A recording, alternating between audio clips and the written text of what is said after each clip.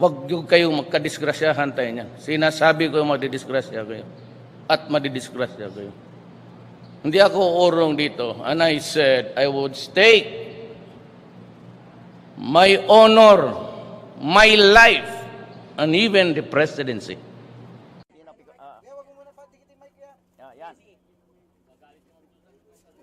This is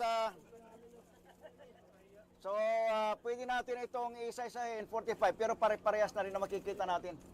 But 45 lahat ito, and we will show you, we will have a walkthrough kung saan lahat yan, showing the 45 containers. And then we will explain the details how we came about this shipment. Kailan po ito dumatay, Commissioner? The details will be given by the...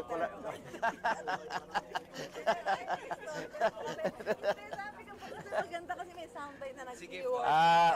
Okay. Yes. Installment. Sige. Ano po sir, from June, it's several dates po ito. Several days. Yeah. Basta June hanggang July. Yeah. June hanggang July. So, hindi sabay-sabay. Hindi po sabay-sabay.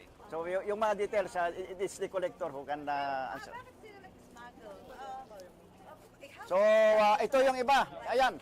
All of them. Lahat itong mga containers na ito. So this row, and then we will go further doon para maipakita lahat yung mga 45 containers. O ito pa yung iba. So, may mga naglalakas loob pang mag-smuggle di ba? yeah, this time they will think twice. As I was saying, sabi ko, they can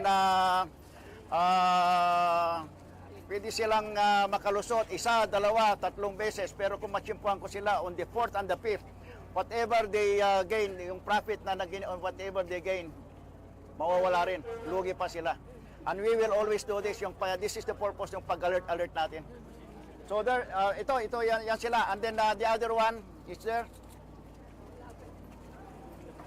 45 lahat yan. Meron ba kayo natanggap ng mga information na may smuggled sugar na darating? Yes. Meron kayong information? May information. At tayo, kung may information, ay of course after validation, pa-alert ko na yan. Okay. Anyway, ang alert order naman ngayon, hindi naman kailangan na katakutan because we have, meron tayong regulation na dapat maging mabilis. Hindi dapat pagkapiraan ng kung sino-sino yung mga alert order. Bakit malakas loob po ng mga gumagawa na ganito? Malaki kasing profit eh. Pwede silang mahulian na isa, dalawang beses pag makalusot sila on the 3rd or 4th. Bawi pa nila. Ganyan eh. But papaspasan ko naman sila. Dadamihan ko naman. Samantala po nila mataas na presyo ng Yes. So ito pa. And then on the other side naman, there. So 45 lahat ito. So, yan. So sir, ano plano natin sa mga to? I-auction mo ba? I-auction ito. And kasi para mapakinabangan ng taong bayan ito. So,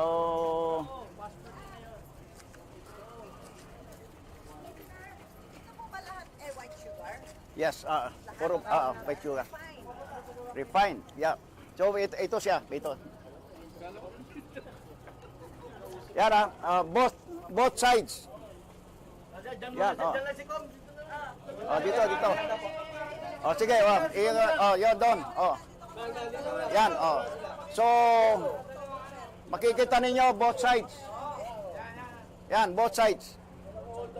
Hanggang doon.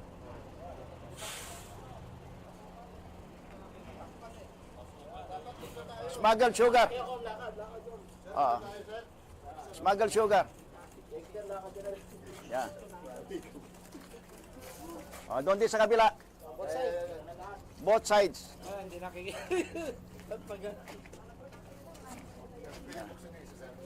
Buksan. Sinong may knife? Buriki lang, buriki. Buksan daw. Pwede ka ba meron kang buksan? O nga, bubuksan natin. Buksan mo lang. Kolektor, yung buriki. Sir, doon ka sa Banda ron. Sige. Buksan natin. At sana si kolektor. Si kolektor. Sige, buksan mo.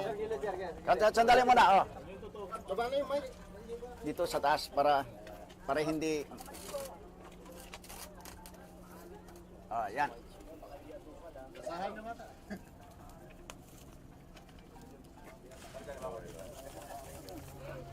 Yan.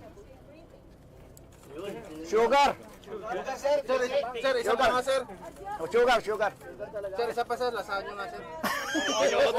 Matamis po ba? Isa pa, Matamis, sir. oh. Yeah. Okay. It is sugar. Sugar nga, sir. Sugar, is sugar. So, ibalik ko na, ha? Oh, random, oh. Proven, ha? Proven, oh. Okay, sugar, is sugar. It's sugar. Parang yung sabi sugar. Tikman ko, sugar. Sir, isa pa doon seryoso, sir. Isa pa, seryoso. Tikman nyo. Ayan, Dapat lagyan mo audio, sir, ah. Sugar nga. Sugar. Yan. Sugar. Sugar. Okay na, ha? Okay na.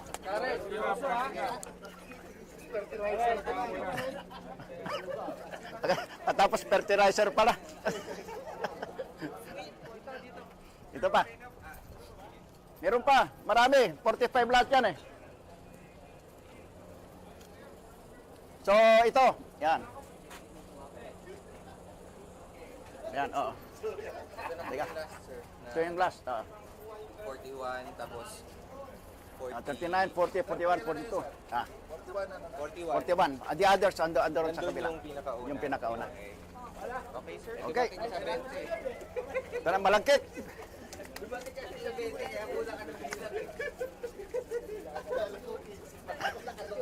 Sugar. Refined sugar. Refined sugar, refined sugar. Paano siya makakaano? Bakit siya mag-i-smuggle? Gusto niya samantalahin yung rising price Yes. of Yun sugar. naman, it's about the yung windfall profit. Okay. Yeah. It's about the profit actually. It's about Paano nila sasamantalahin yun? Yung gano'n na? ito kung nakalusot ito, then Kapag sa market? ano muna sa mga warehouse. Okay. Ganyan. Pagkatapos kung mataas ang presyo sa kanila lalabas. Okay. It's one way also of hoarding yung controlling the supply. When the supply is short, then the rice goes, the price goes up, di ba? Ito ba yung tingin niyo ba ito yung may mga sugar cartel? Yes, ito na yan sila. Sila na po ito. Oo, ito na yan. Kumikilos na And then ngayon. they manipulate the prices, just like in the rice. Yes. By the way, meron naman tayong rice doon na nakuha sa kabila. Kailan po? Kaya may nakuha. It will be viewing. Meron din doon. Kailan niyo pa palabas? Sa susunod na... bukas naman. Sa susunod. Marami But din. I think several containers ng ano. Rice? But ito kasi, these are intensified yung ating alerting eh. Mga ganito. Okay, Because itong mga, that's in accordance with the guidance of the President. Di ba nagalit sa presidente, may pinagalitan siya na ilabas yung mga... Ano ba yung sinasabi ng presidente yung produkto doon? Ayun yung rice yun. Rice? Yung nakuha mo 200 containers ng rice naman yun. Peso limang doon. Ay, Suliman. Ito sir, kilalang sugar cartel. That's the subject of the investigation. Actually, may inabandon kaya hindi... Ilan po yung consignee? Isa lang? Yung details will be the collector na magsasabi. We will dish it up.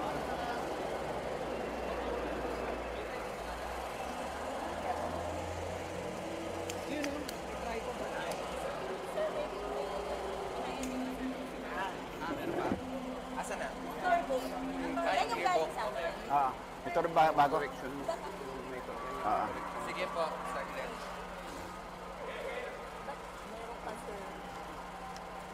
Tinanggal ko ito. Ito. Wala na ito. Sandali. Opo, sige po.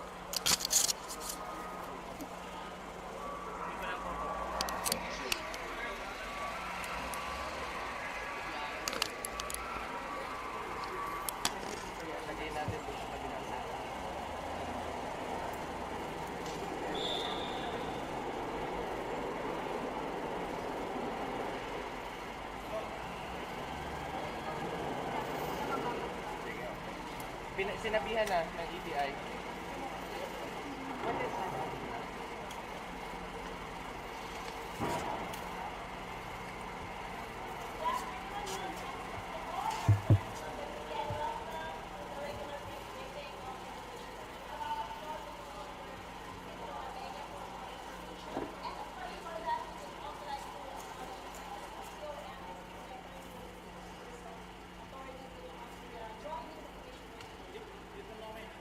Good afternoon, ladies and gentlemen, our friends from the media.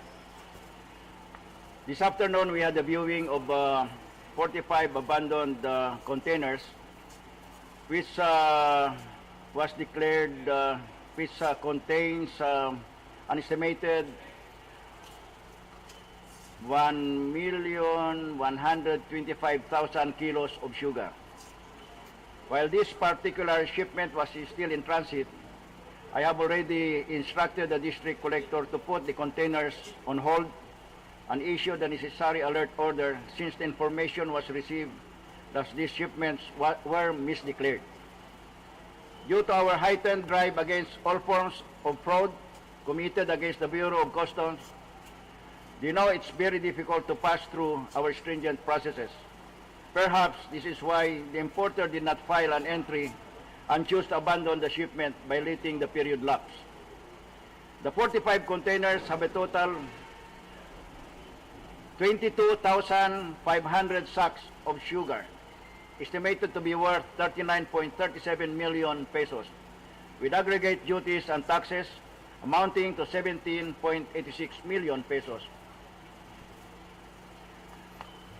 The district collector, Dino Austria, has issued a decree of abandonment against the shipment after the consignee failed to file the entry within 15 days from the date of discharge of the last package from the vessel. By virtue of the decree issued, the shipments are forfeited in favor of the government by the Bureau of Customs. The containers which arrived on June 30, July 5, 8, 19, 20, and July 21 were declared to contain packaging materials, kitchen utensils, and craft paper. It came from Thailand and was shipped by Hope Lee Trading.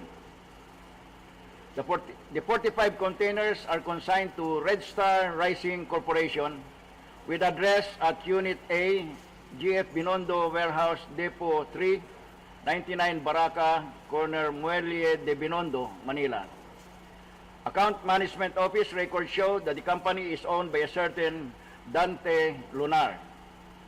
The shipments were imported in violation of Section 117, the Regulated Importation and Exportation, Section 1400, misdeclaration of the Customs Modernization and Tariff Act in relation to SRA-VOC Joint Memorandum Circular number 4-2002. SRA means Sugar Regulatory Administration. SRA-VOC Joint Memorandum Circular number 4-2002 provides that no imported sugar shall be released to the importer consignee without a Sugar Regulatory Administration clearance. In this case, they do not have this clearance.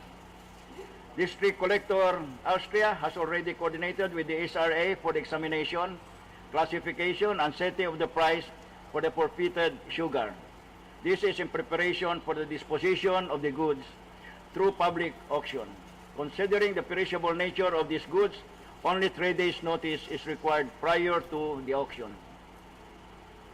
The consignee, Red Star Rising, also violated the Public Act 10845 or the Anti-Agricultural Smuggling Act of 2016, which states that importation and misdeclaration of sugar, among others, without the required import permit from the regulatory agency with a minimum amount of 1 million pesos is considered as economic sabotage. We will be filing appropriate criminal charges against the importer and other personnel involved in this attempt to defraud the government. Other relevant details on the shipment will be discussed later by the District Collector, Dino Austria. I have already ordered the immediate revocation of the consignee's accreditation with the Bureau of Customs. Again, our intensified border protection, timely issuance of alert orders on shipments with derogatory information, regular spot inspection, and the strict measures in customs clearance may have caused the abandonment of this smuggled sugar in fear of being caught. I have ordered all ports to heighten the border protection against all forms of smuggling, as unscrupulous individuals are getting bolder in importing smuggled and contraband goods especially for sugar, which has much higher price than here in the country than from the countries of origin. On update on the recent illegal drug seizure at the MICP, our Management Information and System Technology Group has already conducted verification on all the shipments of the ports, and no other shipment under Bicaba trading was found. But still, the verification continues. Again, Bicaba trading has no other transactions with the Bureau of Customs, and this intercepted shipment is the only shipment they have imported, as per our record. Our data nationwide from all ports yielded negative record of any other transactions from Bicaba trading. As to the possibility of other containers having slipped past customs, I would like to inform the public that the intercepted shipment was abandoned by the consignee at the Manila International Container Port, which means that the consignee or importer did not file an entry for fear of discovery. The filing of an entry is a precondition for the issuance of an alert order, but pursuant to the powers granted to my office by law, I have immediately instructed that the container be put on hold. Hence, if there had been other containers from the same importer, I would have immediately instructed that all other containers under their name, be put on hold to prevent the release. Our mechanisms to safeguard against the release of any contraband that may have reached our ports are ready and in place. I can issue the necessary alert order at any time or put any container on hold in similar situation upon the request of any government agencies. The key here is timely information sharing between agencies. Proper coordination and intelligence sharing is crucial. In fact, the Bureau of Customs has immediately acted on the request of the Department of Agriculture to closely monitor attempts of smuggling of agricultural products, and that includes rice and sugar. In this regard, we are working closely with the Secretary of the Department of Agriculture. This close coordination has yielded very positive results in the suppression and eventual elimination of smuggling of agricultural products. This is our way of helping our farmers. Going back to the drug shipment, the official report from PDEA showed that 391 kilos of methamphetamine hydrochloride or Shabu had been accounted for with a corresponding standard price of 2.7 billion pesos. Ito yung nakuha na binuksan noong isang gabi. We are already doing our internal investigation on this matter to be able to identify any customs employees that may have possible contacts with the consignee. We are not dispelling any possibility of collusion between the importer and a few employees from the inside, and we take this information very seriously. I also have issued a memorandum today directing the ports, all ports, to immediately conduct inventory and examination of all abandoned goods in customs custody in order to ensure the immediate disposal of overstaying shipments and to find out kung ano yung mga laman ng mga containers na yon, and also to avoid port congestion. We are in the middle of our reform agenda, and this has yielded positive results. More and more of our employees and stakeholders are joining the fold, getting on board. Our performance is at all-time high, as indicated by the increased revenue generation capabilities of the Bureau and increased apprehensions as well as prosecution of violators. That ends my statement. We are now ready for questions.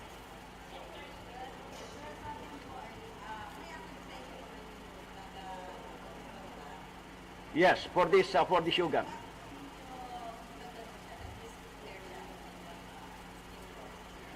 Well, I would say that the reason for his misdeclaration is to mislead yung Bureau of Customs. Kasi pag it is sugar, that will be automatically alerted and inspected, because there is a request that yung mga agricultural products will be alerted para ma-examine ng mabuti. And probably in this case, nung nalaman niya na ma-alert sila, then they abandon because they will be charged for they know that they will be charged for violation of law. And this one, medyo malaki-laki ito. Baka hindi pa baka there will be no bail recommended even. Ikaw na sa mutat ang magiging charge sa kanila.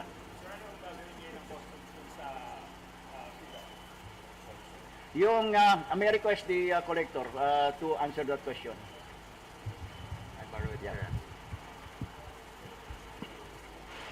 Because of the nature of the goods, perishable po ito, so we have to expedite the auction, disposal natin through auction. So we have already, as mentioned by the Commissioner earlier, we've already coordinated with the Sugar Regulatory Administration to determine the floor price and so that we can expedite the disposition bago ito masira pa o mag-deteriorate yung kanyang quality at saka ang value na pwede pang ma-raise ng Bureau of Customs.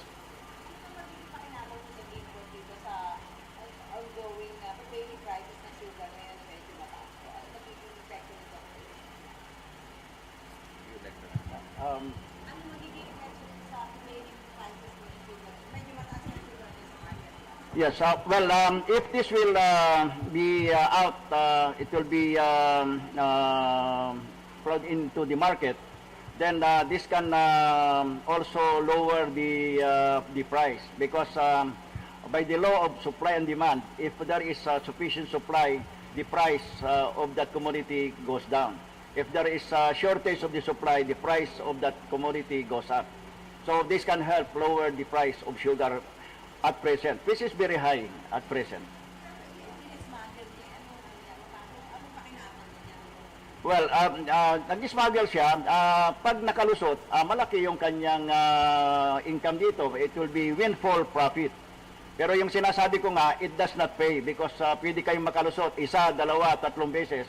Pero pag tamaan ko kayo on the 4th or 5th, then all profit that you have earned, it will mauubos yun, kulang pa. So, yung doon sa naubos na kapital ninyo. I would say so. Napakalaki na importation na ito eh. So, ito, ang purpose nito, pagkapasok nito, kung nailusot nila ito, itatago muna nila ito sa isang warehouse and then wait for a favorable period na mataas ang presyo. At pag hinuhold nila kasi ang mga supply na ito, the price of the sugar goes up. Just like in the rice. At ganoon din yung pagkahuli rin, yung pagka-apprehend din namin ng 200 containers of rice, it's the same na pamamaraan namin. We alert and alert. For as long as it takes. We will do it continuously for as long as it takes. Kasi kung nasanay sila, previous administration, na nakakalusot sila, in our time, in my time, it will be very difficult for them.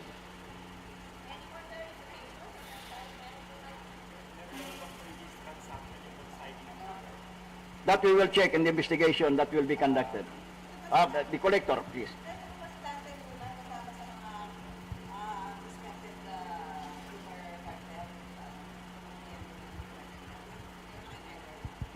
We will have to, that will be part of our investigation.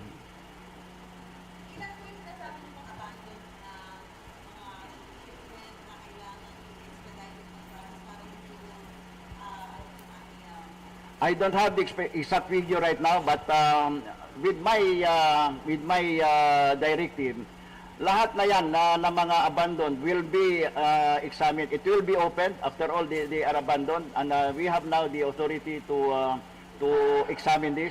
So all of this will be examined, and I expect results to come in by Monday. There was one previous transaction by Red Star Rising Corporation, pero isang container yung kanilang dating na pinarating at hindi po agricultural products ang laman. It was also examined. But then ito, between the dates of June 30 until July 21,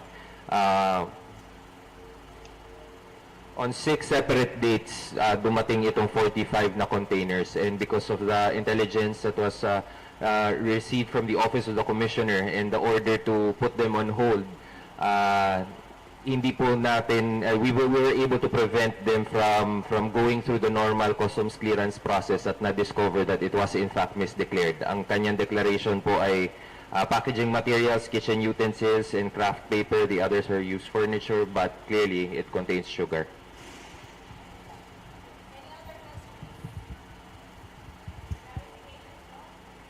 So,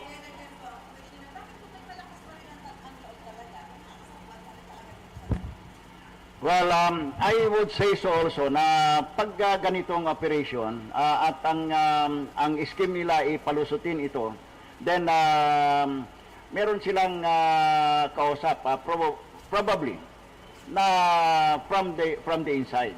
But what is happening now is I do a regular reshuffling of persons. Kaya para kagaya yung sa nangyari sa 200 sacks of containers of rice, natsimpuan sila nagkaroon ng reshuffling. And I think it is the same with this one also. Of course, ito, kung ship ka na napakalaking halaga, then they first arrange yung mga connection para they will have a better chance of getting through the customs processes.